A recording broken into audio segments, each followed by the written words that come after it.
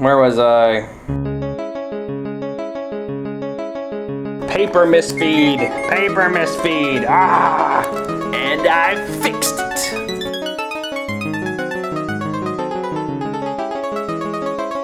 Imogen just found the body of Claughton, thinking it's the body of Posthumus. So as she is sitting there grieving and not knowing what to do, along comes the leader of the Romans, who has come with his Roman army to fight against Cymbeline, because Cymbeline has thrown off the authority of Rome and Augustus. The captain here, or the general, I guess, Caius Lucius, oh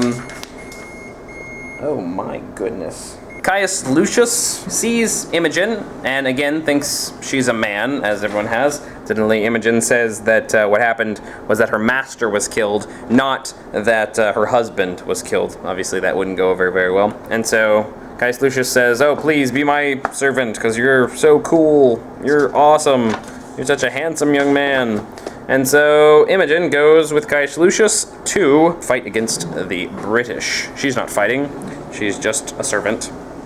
But guess who else is in the army coming from Italy? It's Posthumus, who, the whole reason he's here in the army is because he feels so bad for what he did. He can't believe that Pisanio actually listened to him about that whole thing and killed Imogen, and he feels so horrible about what he did to Imogen and the way that he had her killed, and he feels so guilty about that he decides he wants to rush off to war and throw himself into battle and attempt to be killed in battle. Also in the Italian army is our old friend Iachimo, who of course caused us so much grief. So, we see Posthumus, Iachimo, and the rest of these Romans, Caius Lucius and Imogen, are all headed towards the British. Some interesting things happen. At the same time, we have our old friends at the cave, Belarius and the two princes, who they're hearing the army march out here, and they decide they want to go out and see what's going on as well, and so they decide to go and check out the fight. So, the battle doesn't go well at first.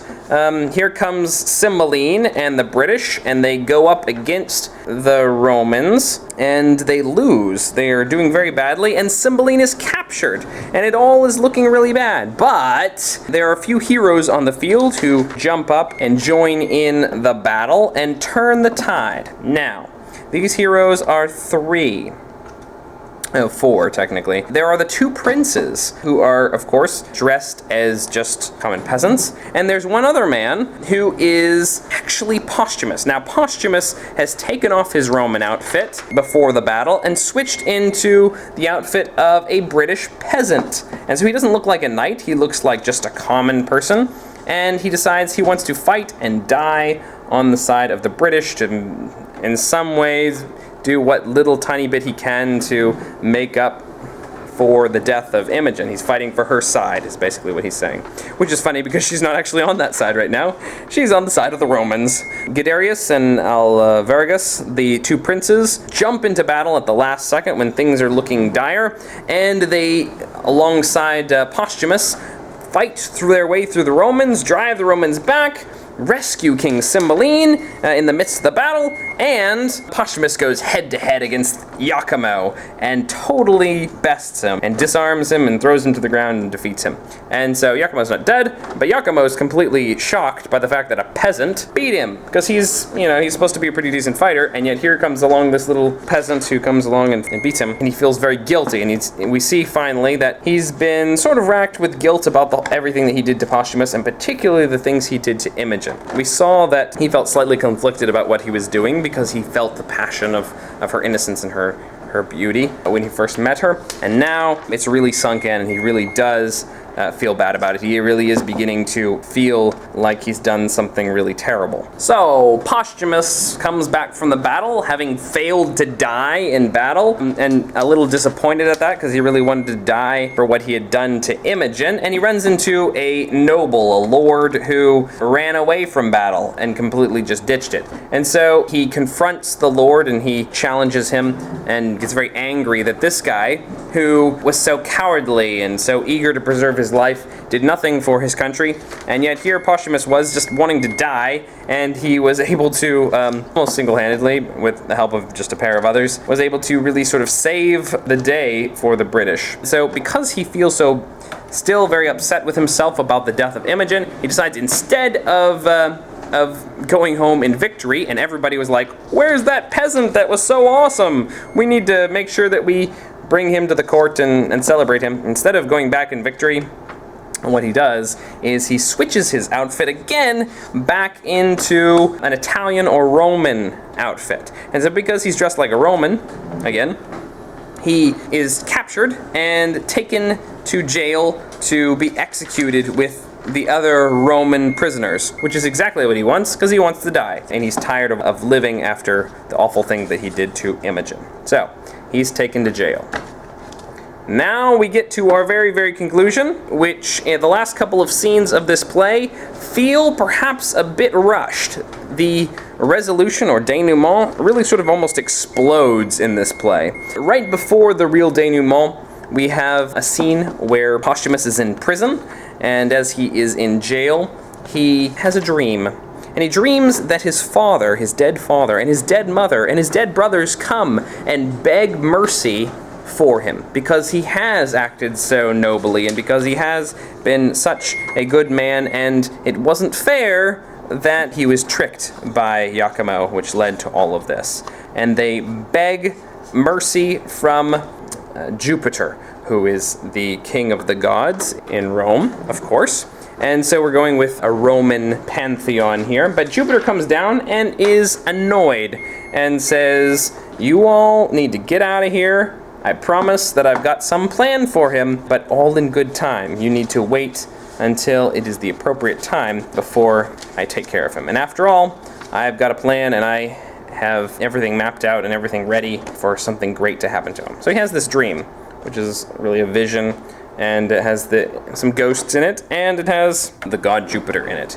It's kind of interesting. Well, when he wakes up, he finds this little message written for him, this little book or scroll lying there on his lap, and it has this cryptic message in it, which talks about trees that have lost their branches, and it talks about Posthumus being restored, and it talks about other things like that. So it's very cryptic, and he doesn't understand what it means, but really we can see that all of these crazy loose ends in the play, which are going to be wrapped up in one scene, this final dramatic denouement scene, are being sort of hinted at in this message that was left him, apparently, by Jupiter. So, in our very final scene, everything just goes nuts. It's crazy. Posthumus is called to the throne room with the other Roman prisoners. When they get there, everybody we've ever wanted to see is all there. Everybody's back together again, except for, of course, dear dead Claughton. Also, the Queen. It's revealed right here at the beginning of the scene that the Queen has died, and it's rather important how she died, because she confesses at the end, as she's dying, all of her evil, and she confesses it in front of Cornelius and all of her ladies. And so they're able to report that she confessed to not loving the king, but just being there out of greed. Also, she confesses to the awful things that she did to all the other characters, which led to all kinds of issues throughout the play. She dies in despair because her son has vanished, and she suspects that he's been murdered. And so when she realizes that all her hopes for power and all of her hopes for her son to be the future king over Britain are dashed, then she is broken, and she dies from grief and disappointment. Well, that's happening. Suddenly, up comes Caius Lucius, and King Cymbeline says, "I'm going to execute all of you Romans who did this, who came up against us." And Caius Lucius says this really sweet speech where he's like, "It's fine, you can kill us all, but this young servant of mine, this handsome young servant of mine, Fides, he's a Briton. He didn't deserve anything. He hasn't done anything wrong.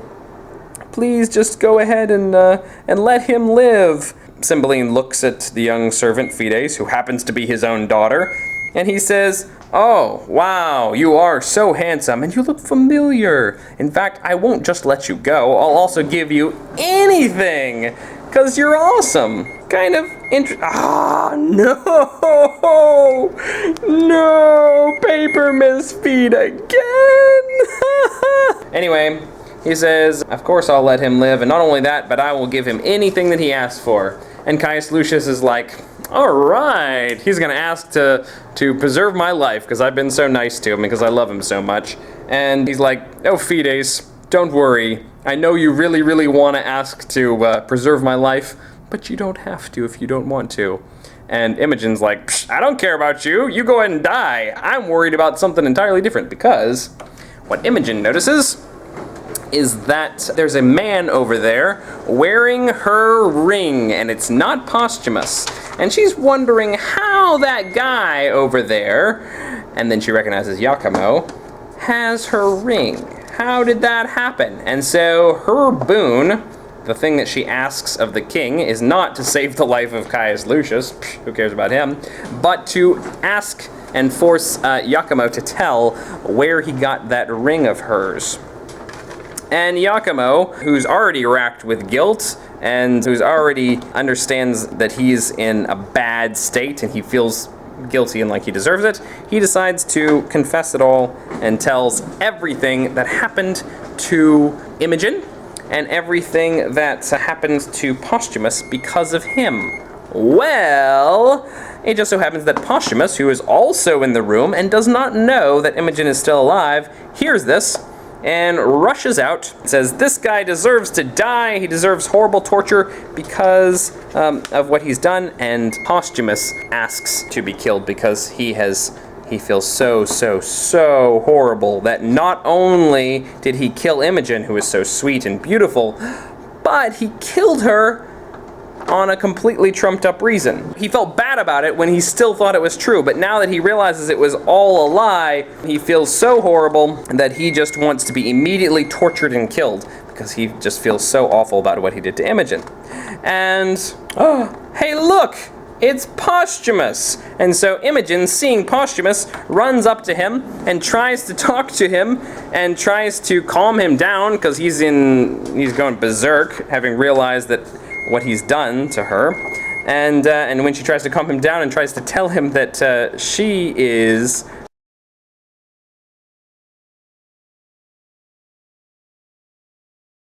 Okay, so I've only got a few seconds of video left and a few seconds of battery left. Everything's dying, so you'll just have to figure out the end yourself. Basically, everything works out, everybody realizes who everybody is, and everybody is happy again. And Cymbeline causes a big celebration to come because he gets his sons back, he gets his daughter back, and Posthumus is back, and everything's good. So, ultimately, everything works out. And not only that, thanks for watching. Click here to subscribe. Here to watch another video. Here to watch the previous video. Or click on the narwhal and something good is bound to happen.